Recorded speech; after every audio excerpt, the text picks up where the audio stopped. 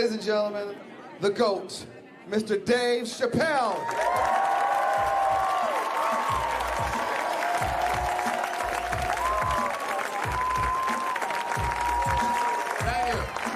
Thank you very much. Everyone have a seat, relax. Tomorrow will be a very significant night in comedy. I am very surprised to get this award this young, but I promise you I deserve it.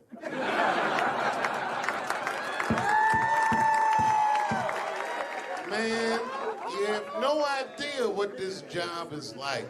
I grew up watching the best shit talkers this world has ever seen. Every opinion in this country has a comedian that reps your point of view. God damn it, I don't want to live in a country with a brittle spirit. I want to live amongst soldiers. You ever think a nigga was dead, but he just lived in Long Island? I went to the comedy club with my very best friend. We're still friends to this day.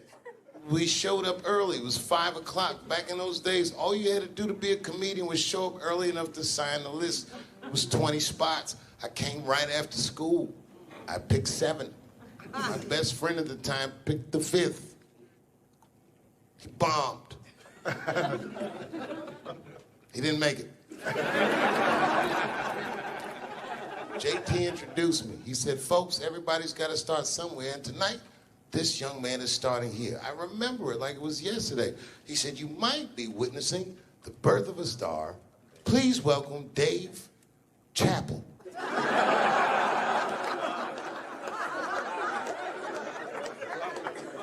I went by myself, but by the time I went on, my mother, who was here tonight, and her mother, who is no longer with us, showed up. I begged you not to come. Oh, I begged her not to come. I said, the only way I can handle this is to confront it. So I went to my grandmother and I said, listen, Nana, listen, I'm going to say you some things tonight that you have never heard me say. And Mom, you'll appreciate this. Do you remember what your mother said to me? She said, I've heard worse. No.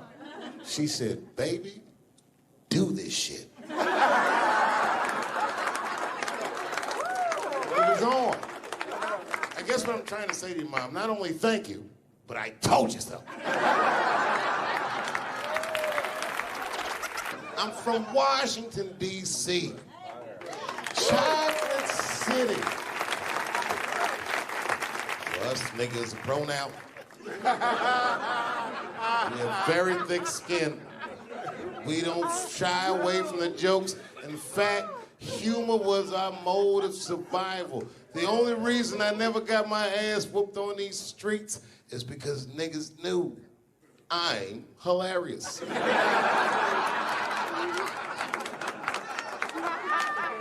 I was getting ready to start high school. We had a principal named Ralph Neal. That nigga had just seen Lean on Me and was walking around with a bullhorn like that was him. I had just gone to middle school in Ohio. I was gone for 3 years. In the 3 years that I was gone, crack came out. I came back to Washington. You guys remember crack, don't you? You remember what it did to this city. That's why it's strange to see so many white people jogging and pushing strollers. Because all these niggas in D.C. did the heavy lifting. We did the hard part. This is a black city. They call it Chocolate City, not because shit has nothing to do with chocolate. That was niggas. Never seen an art form purer than stand-up comedy. It puzzles me that people are confused if this is an art or not. Man, talking shit is an art. Talking shit is an art. Ain't that right, Gary?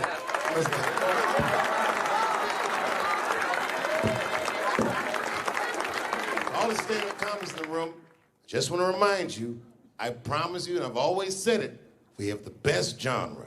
We don't have to know anything but what we know. And everything we know is valuable because of what we do with it.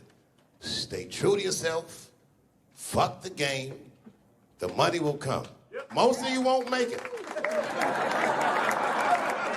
I'm gonna be honest. I heard an interview with Patton Oswalt, famous comedian, started 1 week apart from me. Patton says in an interview with Terry Gross, you know how Terry goes, yes. Patton said to Terry Gross, he said, Terry, nobody does good their first time doing stand-up. And he stopped. I was driving in the car listening to this interview, and he goes, okay, Dave Chappelle did good his first time doing stand-up. I smiled from ear to ear. Patton didn't tell Terry is the next 7 or 8 times were fucking terrible. But the first time was so motherfucking good. It'd be like the first time you had sex, and then the second time you were having sex, somebody hit you in the head with a sledgehammer. This is not nearly as good as the first time. But you know what? Maybe someone won't hit me in the head with the sledgehammer the 9th and 10th time. Well, this has been fucking wonderful. I don't know what to say, man. I don't even want this night to end.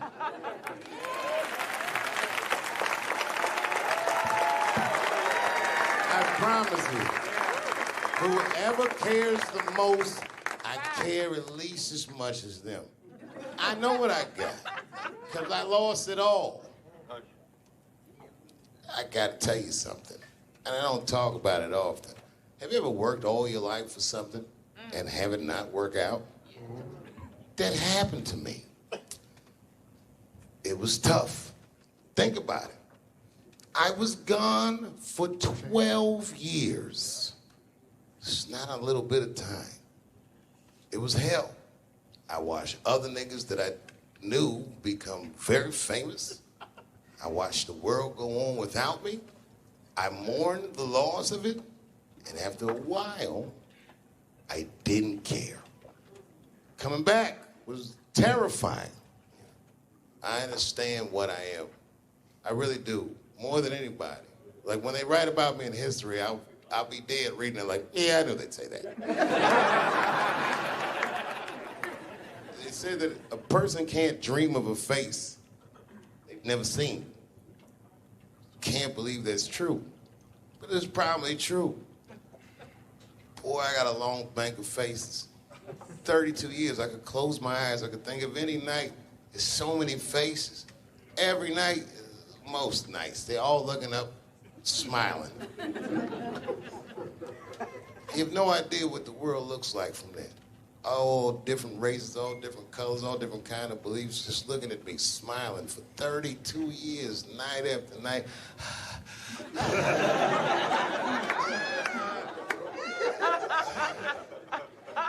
No comedian take that for granted. I swear to God, this might be the noblest of professions. Robin Williams had a bar that I loved. He said comedy is the only job you can have where you can use everything you know. And that's true. You can use more than you know. You can use what you think. Use it. Don't be afraid. Don't let these bitch-ass niggas button your lip. Say it anyway.